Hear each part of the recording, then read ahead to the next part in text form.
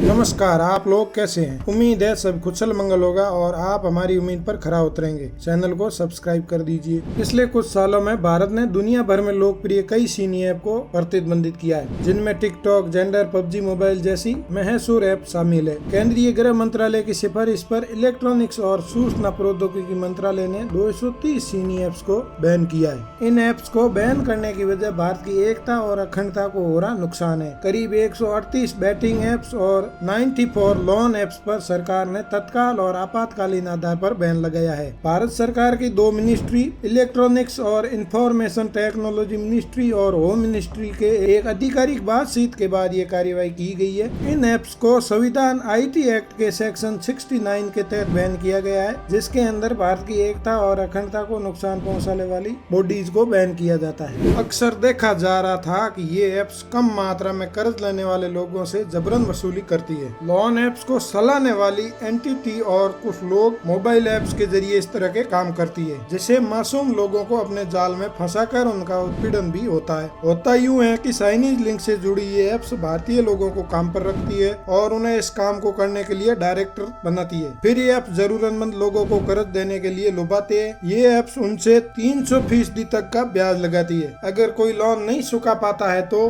Loan apps के representative कर्ज में डूबे लोगों को परेशान करना शुरू कर देते हैं। उनकी छेड़छाड़ की गई तस्वीर वायरल करने की धमकी देते हैं या भद्दे मैसेज भेजकर शर्मसार किया जाता है। ये काम धड़ल्ले से चल रहा था जब आंध्र प्रदेश और तेलंगाना में उन लोगों की आत्महत्याओं के बाद सुर्खियों में आया जिन्होंने इस तरह से कर्ज लिया था या फिर सट्टेबाजी करने वाली ऐप से पैसा गंवा दिया। तेलंगाना, ओडिशा और उत्तर प्रदेश जैसे राज्यों के साथ साथ केंद्रीय खुफिया एजेंसियों ने तब यूनियन होम मिनिस्ट्री से इन ऐप्स पर कार्रवाई करने के लिए कहा था। इसके बाद होम मिनिस्ट्री ने 6 महीने पहले 28 चाइनीज लोन ऐप्स पर नजर रखनी शुरू की, जिसमें यह पाया गया कि ऐसे 90 से ज्यादा ऐप स्टोर पर मौजूद है और किसी तीसरे लिंक के जरिए काम कर रहे थे। ये ऐप्स लोगों को ज्यादा से ज्यादा कर्ज के जाल में फंसाते थे और उनके इस्तेमाल से भारतीय नागरिकों के डाटा को भी हानि पहुंच सकती थी। जांच में पाया गया कि इन ऐप्स के जरिए सिक्योरिटी का दुरुपयोग किया जा रहा था और इनके द्वारा आसानी से भारतीयों के डाटा तक पहुंचा जा सकता था। जिन ऐप्स को बैन किया गया उनमें से ज्यादातर को चीनी नागरिकों ने बनाया। भारत से लेकर अमेरिका तक की खुफिया एजेंसियां समय समय पर लोगों को लेकर आगाह करती रहती है। इस बार प्रतिबंधित किए गए ऐपों में प्रमुख है बिंगो क्राउन, बेटअप, 3 पत्ती guide, bet on sports,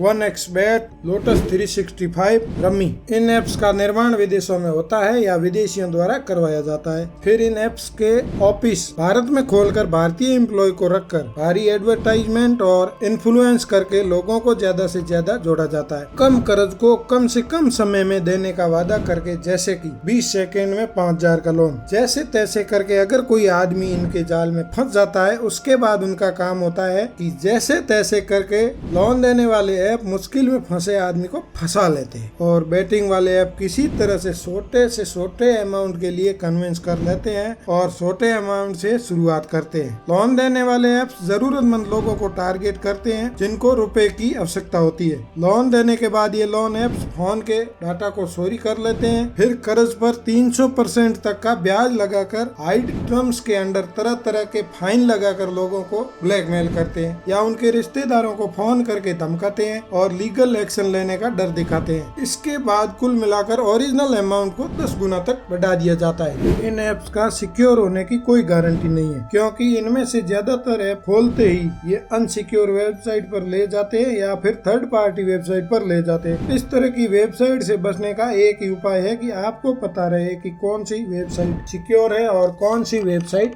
unsecure है। वेबसाइट कनेक्शन टाइप को देखें और सुनिश्चित करें कि वेबसाइट का पता HTTPS लिखा है, क्योंकि वेबसाइट HTTPS पर सुरक्षित रूप से कनेक्ट होती है। अगर वेबसाइट पर HTTP लिखा है तो उस वेबसाइट के सुरक्षित होने की कोई गारंटी नहीं है। ऐप बैन करने की शुरुआत 2020 में हुई थी, जब दोनों देशों की सीमा पर विवाद बढ़ा, क्योंकि अगर भविष्य में कभी भी भारत और चीन के बीच युद्ध जैसी स्थिति बनती है तो चीन इन डेटा के आधार पर भारत को काफी नुकसान पहुंचाया जा सकता है, क्योंकि भारतीय लोगों के डेटा से भारत की कार्यकारिणी मंत्रालयों की साइटों के ऊपर हमला किया जा सकता है। हमले की बात करें तो साइबर हमले मुख्य रूप से होते हैं। हमने कभी न कभी साइबर हमलों या हैकिंग के बारे में अवश्य ही सुना होगा। अगर किसी भी व्यक्ति का डाटा अगर हैकर के पास है तो वो आपके बैंक के खाते से लेकर आपकी आम जिंदगी तक के सारे राज जानता है और टाइम आने पर वो इन डेटा का उपयोग आपके विरुद्ध कर सकता है। अगर युद्ध जैसी स्थिति में लोगों के बैंक खातों से पैसे कटने लगे तो हम सोच सकते हैं कि किस लेवल तक उत्पात मच सकता है, क्योंकि आम आदमी की पूंजी कोई चोरी करेगा तो पैनिक तो होगा ही। इस समय पर सरकार के सामने दो तरह के मोर्चे होंगे, एक देश के अंदर की अशांति से निपटना और दूसरा बाहरी हमले से निपटना। सरकार या देश को इससे काफी नुकसान हो सकता है। इस तरह से कई तरहों से लोगों के डेटा को किसी देश के विरुद्ध इस्तेमाल किया जा सकता है। हम अपने डेटा की सुरक्षा का ध्यान रखकर ही किसी साइट या ऐप का इस्तेमाल करें। जाते जाते इस चैनल को सब्सक्राइब करें और इस जानकारी को अपने दोस्तों में फैलाएं और उन्हें भी चेताएं। धन्यवाद।